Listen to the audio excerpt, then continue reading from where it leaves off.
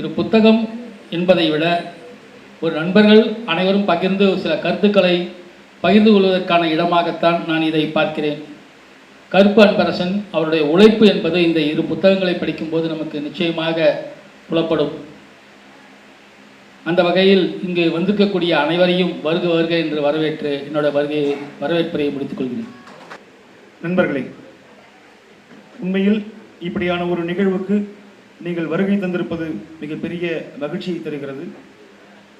கூடுதல் மகிழ்ச்சி என்னன்னாக்கா, இன்னைக்கு இங்கே வெளியிடக்கூடிய இந்த புத்தகத்தினுடைய அத்தனை தொகையும் ஒரு ஏழை மாணவனுடைய முதலாம் ஆண்டு படிக்கக்கூடிய அந்த மாணவனுக்கு அது நிதியாக போய் சேரவிருக்கிறது. இந்த 2 புத்தகங்களும் 200 ரூபாய் தான். ஆனால் நீங்கள் நினைத்தீர்கள் என்றால் இந்த 200 ரூபாய் புத்தகத்தை 100 ரூபாய்க்கும் வாங்கலாம், 1000 ரூபாய்க்கும் வாங்கலாம். நீங்கள் அதிகமாக கொடுக்கக்கூடிய ஒவ்வொரு மணித்துளியும் ஒரு ஏழை மாணவனுடைய முதலாம் ஆண்டு கல்வி பணிக்கு செல்கிறது என்பதை உங்களுக்கு தாழ்மையோடு தெரிவித்துக் கொள்கிறோம். அருள்மொழி அவர்கள் வந்து கொண்டிருக்கிறார்கள். அவர்கள் வந்தவுடன் இந்த புத்தகத்தை வெளியிடுவோம். வசந்தபாலன் அவர் சொன்ன மாதிரி நான் எழுதுவதற்கான இல்லை இந்த மேடையில் நிறுத்துவதற்கான காரணமே என்னுடைய சோமாஸ்பாடியும் கிராமமும் திருவண்ணாமலையும் தான். என்ன திருவண்ணாமலையில் இந்த மேடையில் ஏற்றுவதற்கான ஆகப்பெரிய காரணங்களாக இருந்தது எங்களுடைய கல்லூரி தோழர்கள் தான். என் கூட படித்தவங்க இப்படி ஒரு நிகழ்வு நடக்குதுன்னு கேள்விப்பட்டு நேரடியாக வந்திருக்காங்க. அவங்களும் வருவது தான் எனக்கான ஒரு அவங்க ஏன்னா இதை ஒரு உணர்வு சம்பந்தப்பட்ட விஷயமா தான் பார்க்குறேன் நான். எங்கள் அன்பு தோழி சுஜாதா அவங்க மேடைக்கு வரணும், அதே போல் பத்மநாபன் மேடைக்கு வரணும், சிவகுமார் மேடைக்கு வரணும், குருதாஸ் மேடைக்கு வரணும், தோழர் சிங்கார் நெடுஞ்செழியன் அவரும் மேடைக்கு வரணும், மகரதி தமிழ்னியால் உங்கள் அனைவரும் முன்னிலையில் இந்த நூலை வெளியிடுறது தான் சரியா இருக்கும். கார்த்திகி, மகரதி, ஹாரதி வாங்க. DM ஸ்ரீனிவாசன் சார் அவர்களையும் மேடைக்கு அழைக்கின்றோம்.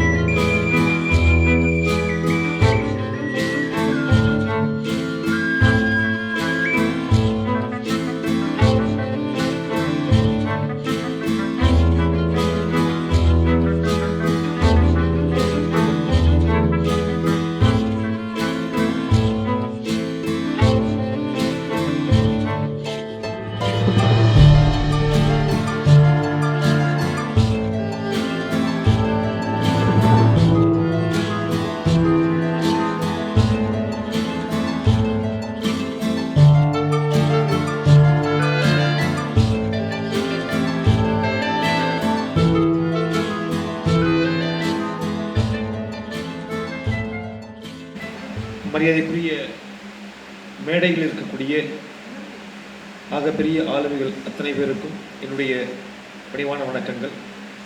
இங்கே குழுமி இருக்கக்கூடிய என்னுடைய தோழர்கள், நண்பர்கள், உடன் பயிலக்கூடிய, உடன் வேலை பார்க்கக்கூடிய தொழிலாளர் தோழர்கள் அனைவருக்கும் என்னுடைய நெஞ்சார்ந்த வணக்கங்கள்.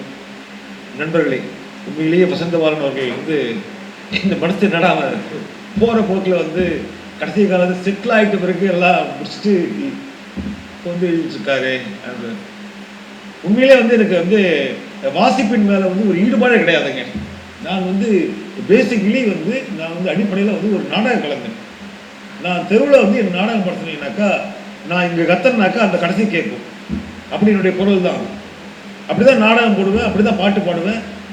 இது நாடகம் பாட்டு இதெல்லாம் முடிஞ்ச உடனே ஒரு அமைப்பில் வந்து என்னை பொறுப்பாளராக மாற்ற உடனே என்னை வந்து மாநில குழுவில் கொண்டு போயிட்டாங்க. என்னுடைய வாசிப்பு அப்படிங்கிறது வந்து சுத்தமாக கிடையாது. என்னுடைய நாடகம் போடுறது அப்படியே அப்சென்ட் ஆகிடுச்சு. அப்போ நான் வந்து என்னுடைய நாடக கலைஞன், வாசிப்பாளன் கிடையாது. ஆனால் வந்து அமைப்பில் வந்து வேலை செய்யணும். அப்போ அந்த வேலையை மட்டுமே பார்த்துக்கிட்டு இருந்தேன். நான் அந்த வேலையை மட்டுமே பார்த்துக்கிட்டு இருந்தேன். என்ன வந்து இந்த கொரோனா இருக்கு இல்லைங்களா, இதுதான் வந்து என்னை வாசிப்பில் தள்ளிவிட்டதில் மிகப்பெரிய பங்களிப்பு.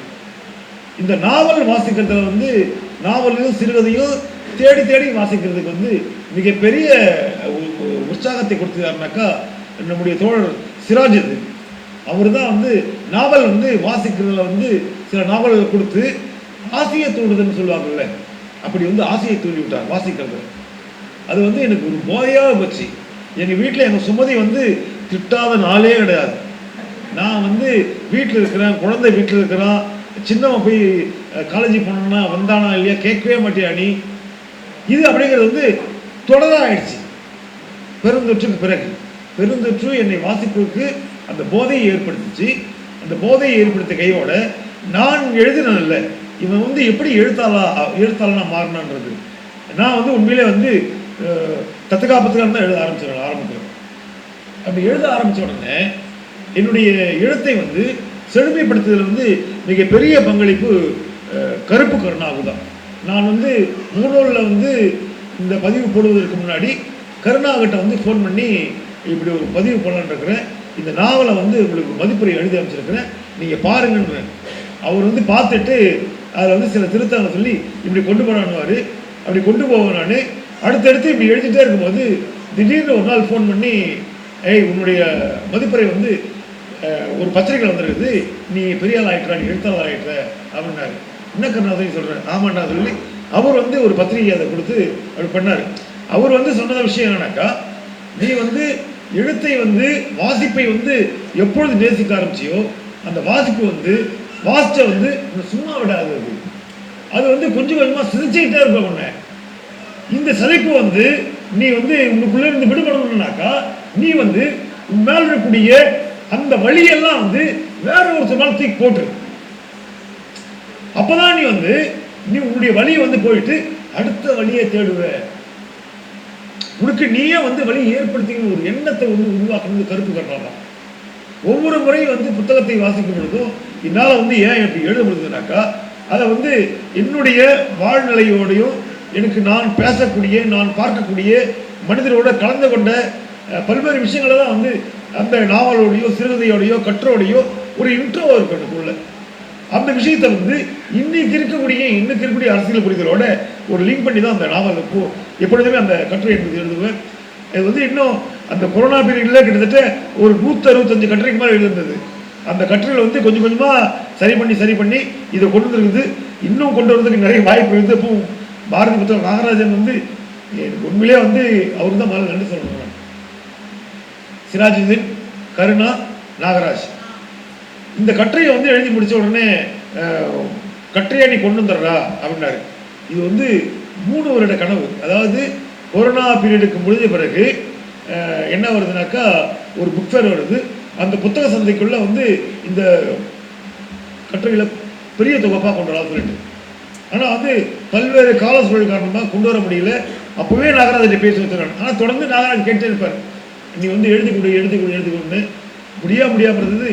கடைசியாக அவர்கிட்ட பேசி இதெல்லாம் சரி பண்ணி இதில் வந்து நான் நன்றி சொல்லக்கூடிய வந்து உண்மையிலே வந்து இவங்க தான் அந்த ஒரு 7, 8, 9 பேர் தான் வந்து இந்த புத்தகத்தை கொண்டு வருவதற்கான ஆகப்பெரிய காரணமே. இது எல்லாத்தையும் வந்து நான் எனக்கு கிடைக்கக்கூடிய இந்த எல்லா விதமான ஒரு நல்ல பேரும் யாருக்கு கிடைக்குனாக்கா என்னுடைய இணையருக்கு தான் போய் சேரணும். நான் வந்து உண்மையிலே வந்து என்னுடைய அலுவலக வேலையும் பார்த்துக்கிட்டு என்னுடைய அமைப்பு வேலையும் பார்த்துக்கிட்டு புஸ்தகத்தில் வந்து படிக்கிறத மட்டும் செய்வேன். இப்படி ஒரு குழந்தைய வந்து நான் பார்க்கவே மாட்டேன். அது வந்து எனக்கே பல நேரம் வழியாக இருக்கும்.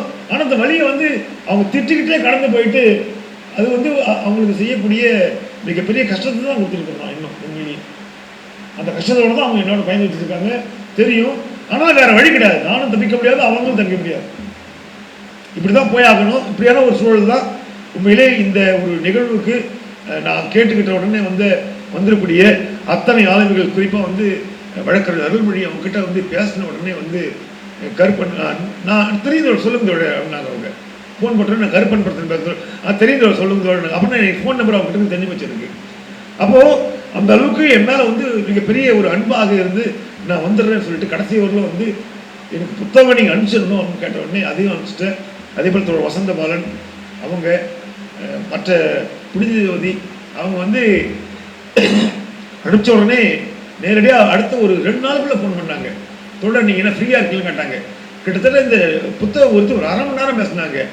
எனக்கு வந்து அவங்க பிடி நாவலுக்குள்ளே அந்த பிடி கதை தெரியும் தானே கேட்டாங்க. எனக்கு தோழர் தெரியும், நானும் மறந்துட்டேன், நான் அப்போ படித்தது, நான் வேணா எடுத்து படிச்சுட்டு சொல்கிறேன் தோழர்.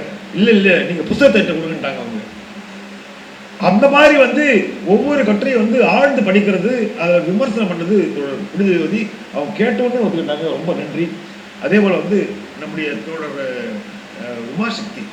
உமாசக்திக்கு எடுக்கும் பழக்கம் வந்து 20 வருட பழக்கம். 2 பேருமே உமா அன்பன் தான் பேசிட்டு அப்படியான ஒரு தோழமை கேக்க நகர்களில் தான் இருந்தாங்க.